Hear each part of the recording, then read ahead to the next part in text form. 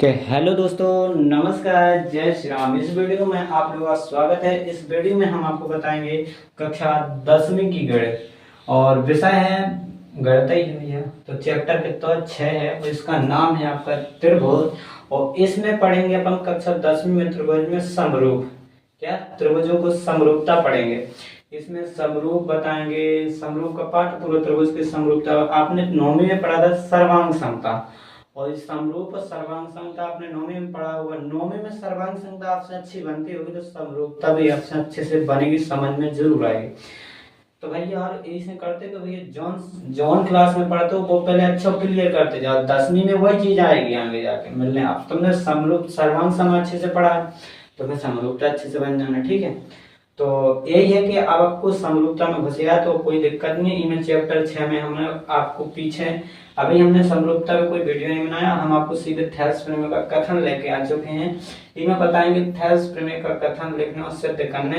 तो सिद्ध हम अगले वीडियो में कर देंगे, छोटे सा वीडियो में हम आपको पहले तो जो समझा दें यही में करके बताना, ठीक है। सिद्ध तय करके दिखाएं हम आपको पूरा, पहले इसको पूरा मिटा देंगे फिर हम आपको पहले इसके अनुसार त्रिभुज में परिभाषा क्या क्या है जो आपको बता दें। परिभाषा बोल दिए, थेल्स प्रमेय कथन बोल दो, कछु भी आ जाए।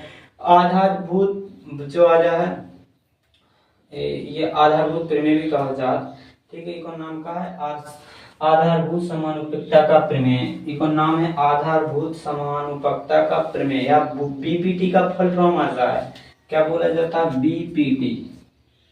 आ जाए बीपीटी का फुल फॉर्म लिखिए तो बीपीटी का फुल फॉर्म ये कहलाता है, क्या कहलाता है?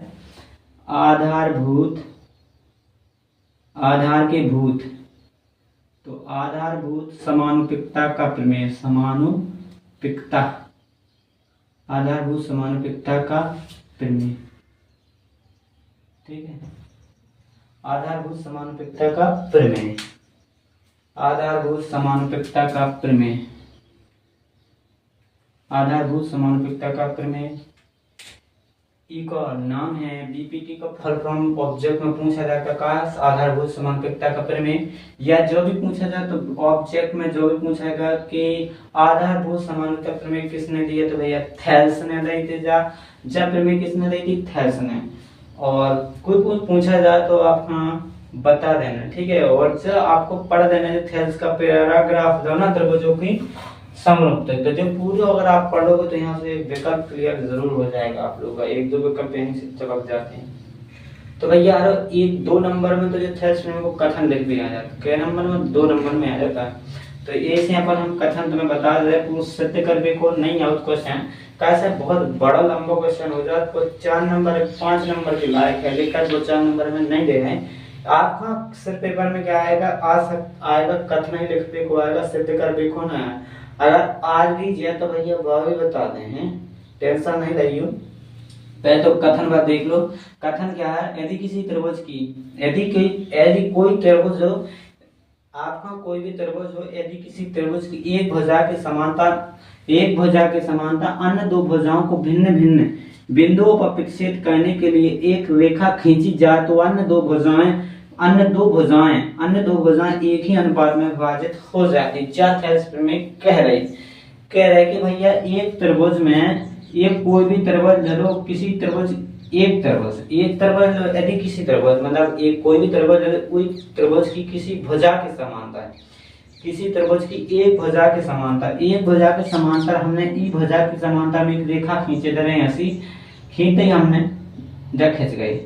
और यदि किसी त्रिभुज की मैं लिख दो बिल्कुल परिभाषा के अनुसार देखा चलियो। यदि किसी त्रिभुज की एक भुजा के समांतर मतलब हमने ई भुजा के समांतर हम ये मान ले बीसी के समांतर हमने EF खींच दे ये मान लो बीसी के समांतर हमने क्या खींच दे? बीसी के समांतर EF खींच दे। समांतर को मतलब उसके रेखा कबू काट है ना, ठीक है। अब इन्हें तुम कभी और ले रहे ई रेखा तुम कहीं भी ना बढ़ा दे चाहे ना बढ़ा दे, जी कबू जी रेखा कबू काट है ना, ये दो जे वाली जैसे जी रेखा एक ऊपर की एक नीचे की जे देख रहे देखो, जो तुम्हारी EF है ऐसे देख लो नीचे, तो जो तुम्हारी BS है BC सॉरी।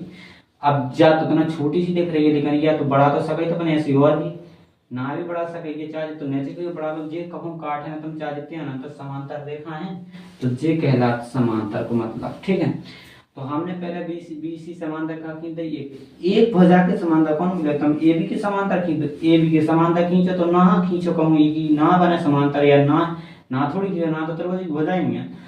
तो इनमें क्या लिखो, तो यदि किसी त्रिभुज की एक भुजा के समांतर अन्य दो भुजाओं को, तो अन्य त्रिभुज की जो दो भुजाएं हैं अन्य दो भुजाओं को भिन्न भिन्न बिंदुओं पर प्रतिच्छेद करने, अन्य दो भुजाओं को भिन्न भिन्न बिंदुओं पर प्रतिच्छेद करने के लिए एक रेखा खींची जाए। खींच रहे भैया, प्रतिच्छेद कर रहे हैं, दो जगह काट रहे ई और एफ के दो जगह काट रहे, तो काट रहे रेखा खींची जाए तो अन्य दो भुजाएं जे तो फिर ई देख बिंदु खींचवे के बाद अन्य दो बिंदु रेखा खींची जाए, अन्य दो भुजाएं देखो भिन्न भिन्न बिंदुओं पर, तो एक बिंदु जो है भिन्न भिन्न बिंदु होगा प्रतिच्छेद कर रहा दो जगह। और भी कह रहे थे कि एक रेखा खींची जाए, तो भैया रेखा खींची जाए तो जी अन्य दो भुजा बन गई, एक भुजा बन गई जो अलग ई को नाम का होगा ई होगा, नाम होगा ना ए ई, और ई को होगा बी ई। तो अन्य दो जो भुजाएं एक ही अनुपात में विभाजित हो जाए, मतलब एक ही अनुपात में बढ़ जाती है। मतलब जो नायको अनुपात करो एक ही है, मतलब जैसे तुम्हें को एक भुजा मान लो एक ही या दो मान लो, तो जितना ई को अनुपात 1/2 है, मतलब ई को अनुपात करो मतलब ए को अनुपात का बट तो 1/2 जो 2 का इतना ही अनुपात नायको आओ चाहिए, तो मतलब 1/2 जी बराबर है, मतलब एक ही अनुपात है, मतलब इतना ही है तो इतना ही है अनुपात दो ही बराबर, मतलब ऐसा नहीं अब तो ले अपन नहीं ऐसा ही संख्या में, तो इनको अनुपात एक ही आओ चाहिए। क्या कह रहे थेल्स में, थेल्स कहता है कि भैया कोई एक त्रिभुज की कोई भी भुजा ले लो, एक भुजा के समांतर अन्य दो भुजाओं को भिन्न भिन्न बिंदुओं पर प्रतिच्छेद करने के लिए एक रेखा खींची जाए। तो सीधे यदि किसी त्रिभुज की एक भुजा के समांतर एक रेखा खींची जाए और वो अन्य दो भुजाओं को भिन्न भिन्न बिंदुओं पर प्रतिच्छेद करें तो अन्य दो भुजाएं एक ही अनुपात में विभाजित हो जाती हैं। तब देख रहा हूँ कि इनके अनुपात एक ही अनुपात में बढ़ते हैं, जिनके अनुपात एक ही अनुपात में बढ़ते हैं, कोई दिक्कत नहीं है। तो एक और जैसे अपन से देखा करने ये अनुपात है, पूछ रहा था हमसे थेल्स के जो होत है बराबर की नहीं, लेकिन होत तो है ये अब जो अनुपात आपको दिखाने हैं बराबर थेल्स में देखने, तो जब भैया सीधी याद रहता ही हो जाओ, त्रिभुज बना लो यही से परिभाषा हो जाने। यदि किसी त्रिभुज की एक भुजा के समांतर अन्य दो भुजाओं को भिन्न भिन्न बिंदुओं पर प्रतिच्छेद करने, प्रतिच्छेद का काटो से इतना भी काटा अन्य दो भुजाओं को भिन्न भिन्न बिंदुओं पर प्रतिच्छेद करने के लिए एक रेखा खींची, तो रेखा खींच रही तो अन्य दो भुजाएं एक ही अनुपात में विभाजित हो जाती हैं, यह कहलाता थेल्स प्रमेय। और थेल्स प्रमेय को ई में अगर त्रिभुज ऐसा लिखो जाए गणितीय रूप, मतलब जो कछु बांका थे क्या वो चाहे तुमसे, तो ए अनुपात है बी बराबर है ए एफ अनुपात सी एफ के, जो तुमसे पूछ रहा है कि नहीं, तो जो अपन इमें थेल्स प्रमेय में सिद्ध करके बताए हैं त्रिभुज से। ठीक है, तो वो देखें थोड़ी देर में, रुक जाओ, नेक्स्ट वीडियो में दिखाएं हम आपको थेल्स प्रमेय का कथन सिद्ध करके बताएं। अगले वीडियो को इंतजार करना, हम आपको जल्दी लेके आएंगे थेल्स प्रमेय का कथन सिद्ध करने के लाने।